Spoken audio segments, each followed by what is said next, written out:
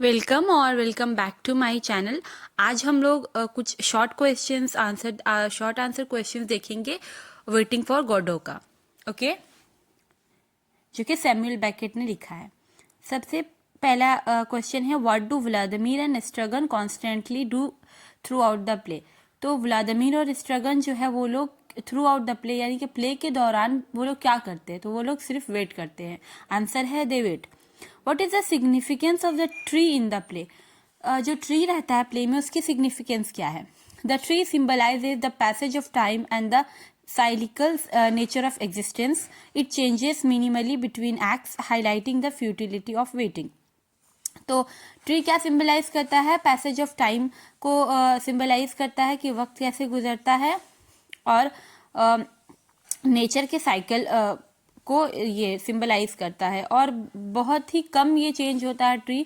हम लोग देखते हैं कि दूसरे एक्ट में एक या दो पत्ता आया हुआ रहता है, यानी कि वो लोगों का जो वेट है वो बेकार है। ठीक है, ज़्यादा चेंजिंग आएगा नहीं, ना तो उन लोगों के कंडीशन में आया ज़्यादा चेंजिंग, ना ही ट्री में ज़्यादा चेंजिंग आता है। Who is Pozzo and how does he change throughout the play. Pozzo कौन रहता है और वो थ्रू आउट प्ले कैसे चेंज होता है। Pozzo is a wealthy land owner who arrives with Lucky as his slave. Pozzo जो रहता है वो बहुत ही अमीर जमींदार रहता है और जो कि लकी के साथ आता है, और लकी कौन रहता है, उसका स्लेव रहता है। He undergoes a dramatic physical and mental decline throughout the play. वो उसके अंदर फिजिकल भी डिक्लाइन आता है और मेंटल भी डिक्लाइन आता है। पहले एक्ट में हम लोग देखते हैं कि वो आता है तो बहुत ही अच्छे से आता है, पर दूसरी बार वो जब आता है तो वो अंधा बन जाता है, और उसके बाद वो डिपेंडेंट हो जाता है किसके ऊपर, लकी के ऊपर। पर पहले एक्ट में वो बहुत ही शान से आता है, बहुत ही गुरूर के साथ आता है, बहुत ही प्राइड के साथ आता है, बट अल्टीमेटली वो ब्लाइंड बन जाता है और डिपेंडेंट हो जाता है लकी पे। What does lucky carry. Lucky carries a heavy bag of rocks. Lucky क्या कैरी करता है, लकी हेवी बैग कैरी करता है जिसमें रॉक्स होती है। What is the overall mood of the play. The overall mood of the play is an one of bleakness, absurdity and existential despair. तो overall mood क्या है, एब्सर्डिटी यानी कि कुछ भी नहीं है, ठीक है, और एग्जिस्टेंशियल डिस्पेयर है यानी कि इंसान खुद ही नहीं जान रहा कि क्या करे। वो लोग वेट करे, दे आर वेटिंग। ठीक है, आज भी गोडो नहीं आया, कल भी नहीं आएगा, and we don't know when he will come. Like even in play he doesn't come, Godot doesn't come, we don't know who is Godot, we don't know anything about Godot. Okay, they just wait. तो ये सब क्या है, बस जी रहे हैं। The ultimate goal कोई नहीं है, वो गोल कभी मिलेगा ही नहीं, बस इंसान जी रहा है। What do Vladimir and Estragon consider doing but never actually do. तो व्लादिमीर और स्ट्रगन क्या सोचते हैं करने का, बट वो करते नहीं है कभी। They consider hanging themselves but ultimately decide against it. तो वो सोचते तो हैं बार बार कि लटक के मर जाते हैं, बट वो लोग ऐसा करते नहीं है। अल्टीमेटली आखिरकार वो ये सब डिसीजन को नकार ही देते हैं, ऐसा कुछ वो लोग करते नहीं है। What does Lucky do when Pozo commands him to think? Lucky delivers a long nonsensical speech. तो जब लकी को पोजो बोलता है सोचने के लिए, तो वो क्या करता है, कोई बेकार सा स्पीच दे देता है। Okay, how does the play end. Play कैसे एंड होता है। Vladimir and Estragon decide to go.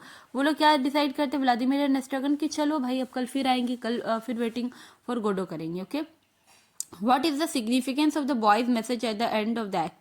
the boys message significance क्या है, जो boys का message रहता है लास्ट में, उसका significance क्या है। the boys message that Godot will not come tonight but will surely come tomorrow highlight the cyclical and repetitive nature of their existence. तो गोडो वो लड़का आता है, मैसेंजर आता है, and he informs just like पिछले दिन की तरह, he informs that today he won't come but tomorrow he will surely come. Okay, to Godot will कम।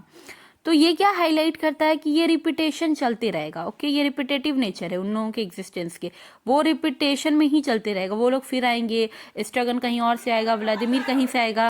लोग बोलते हैं कि आएगा गोडो, बट दे डोंट कम। स्ट्रगन जाता है कहीं और जाता है, व्लादिमीर कहीं और जाता है, they again meet at the same place and exchange their stories कि क्या हुआ मेरे साथ। ये रिपीटेटिव नेचर है। ओके, ये मिथ ऑफ सिसिफस के जैसा है, जैसे सिसिफस को मिला था टास्क के तुमको रॉक के हिल के उसमें तुमको वो स्टोन को रखना है, पर वो जानते थे कि वो स्टोन जो है वहाँ पे कभी भी रह नहीं सकता है, उसको बार बार वो चीज़ करना ही पड़ेगा।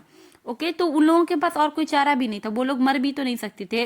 अल्टीमेटली वो हैंग जो खुद को करने का आइडिया था वो बार बार ड्रॉप कर दे रहे थे, तो वो लोग जी भी नहीं पा रहे थे और वो मर भी नहीं पा रहे थे। ठीक है, वो एग्जिस्टेंशियल क्राइसिस हो गया था। What philosophical themes are explored in waiting for Godot. Philosophical themes क्या क्या एक्सप्लोर हुआ है वेटिंग फॉर गोडो में? The play explores themes of existentialism, the absurdity of life, the search for meaning, the passage of time and the nature of human relationship. तो ये क्या क्या explore करता है? थीम ऑफ एग्जिस्टेंशियलिज्म को करता है, एब्सर्डिटी ऑफ लाइफ को करता है, लाइफ इज मीनिंगलेस। ठीक है, लाइफ में कोई मीनिंग ही नहीं बचा, द सर्च फॉर मीनिंग, कोई मीनिंग ही नहीं है। They come, they wait for Godot, he won't come. तो ऐसा ही चलता रहता है, वक्त गुजरता रहता है, कोई भी इसका मीनिंग नहीं है। ओके वो रिपीटेशन हो रहा है। अगर इंसान मर भी जाए तो भी कोई ऐसा बुरा वो नहीं होने वाला, क्योंकि ही नोस के tomorrow will be the same, very same like today. Okay, that's it for the today. If you like my video, please subscribe my channel, please like the video. Okay, to give me some motivation.